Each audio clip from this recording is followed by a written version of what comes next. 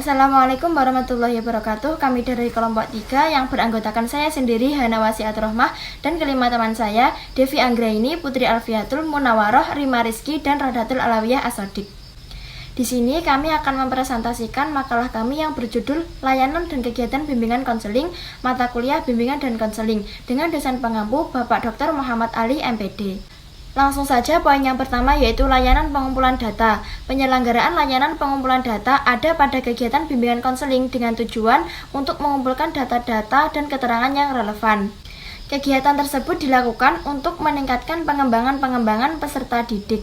Materi-materi umum yang digunakan untuk pengumpulan data diantaranya identitas siswa dan juga keluarga, hasil belajar, karya tulis maupun kemampuan siswa, informasi pendidikan, dan juga laporan peserta didik.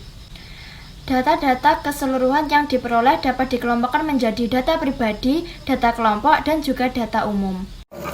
Baik, selanjutnya yaitu hakikat dan prinsip-prinsip konseling sebaya. Pada hakikatnya, konseling sebaya adalah konseling bagi konseling dari konselor ahli dengan menggunakan perantara teman sebaya dalam konseling sebaya. Konseling sebaya adalah sahabat karena kemampuan dan kelebihannya persoalannya mereka memperoleh pembekalan untuk secara bersama-sama membantu dan mendampingi proses penyelesaian masalah perilaku seksual yang dihadapi teman-temannya di dalam sekolah. Teman sebaya adalah jembatan penghubung antara konselor dan konseli. Konselor sebaya yang telah mendapatkan pembekalan direkrut dari sekolah mereka hingga memungkinkan melakukan kontak yang spontan dan informal dalam aktivitas sehari-hari di sekolah. Kontak yang demikian memiliki pengaruh yang ganda pada berbagai aspek dari siswa lainnya. Kontak-kontak yang terjadi dalam konseling sebaya dilakukan dengan memegang prinsip-prinsip sebagai berikut. Yang pertama yaitu informasi yang dibahas dengan sesi-sesi konseling supaya adalah rahasia atau bersifat rahasia. Yang kedua, harapan hak-hak, nilai-nilai, dan keyakinan dihormati. Selanjutnya yaitu tidak ada penilaian dalam sesi konseling sebaya. Yang poin yang selanjutnya yaitu pemberian informasi dapat menjadi bagian dari konseling sedangkan pemberian nasihat tidak.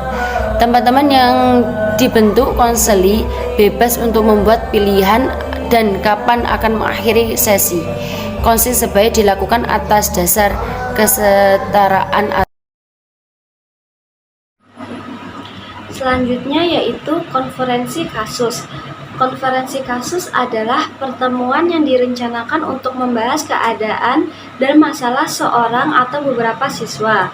Di sekolah, konferensi kasus biasanya diselenggarakan untuk membantu masalah yang dialami oleh seorang siswa dengan melibatkan berbagai komponen yang terkait dengan kasus yang dialami siswa.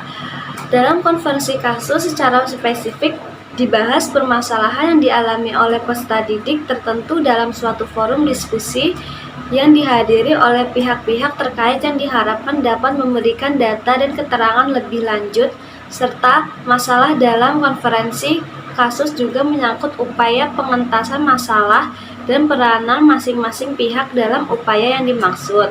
Dengan demikian, fungsi utama yang diemban oleh konferensi kasus adalah pemahaman dan pengentasan. Kemudian, tujuan konferensi kasus secara umum mencari interpretasi yang tepat dan tindakan-tindakan yang konkret dapat diambil. Dengan kata lain, konferensi kasus bertujuan untuk mendapat gambaran yang lebih tepat mengenai diri kasus dengan maksud untuk memberikan pertolongan kepada kasus untuk dalam memecahkan masalahnya. Konferensi kasus sebagai metode untuk memahami individu mempunyai kelebihan dan kekurangan, yaitu kelebihan konferensi kasus. Yang pertama, mengembangkan komitmen berbagai pihak terkait dengan perkembangan pribadi dan masalah yang dihadapi siswa. Kedua, meningkatkan kerjasama antara konselor yang menangani bimbingan dan konseling dengan pihak lain untuk kepentingan siswa.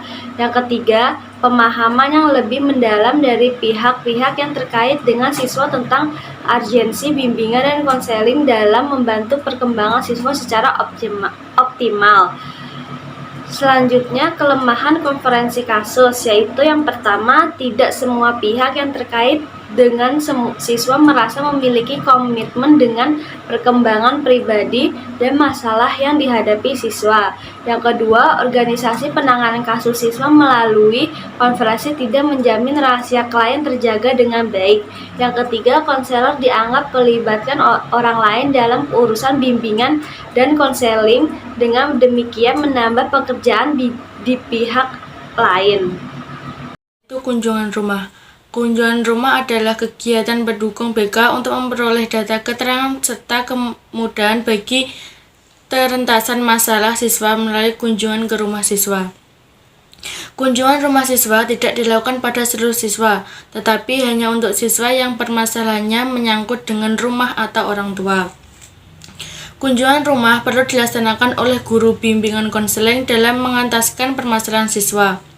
Hal ini sesuai dengan pernyataan Yusuf Gunawan menyatakan bahwa perlunya dilaksanakan kunjungan rumah adalah sebagai berikut.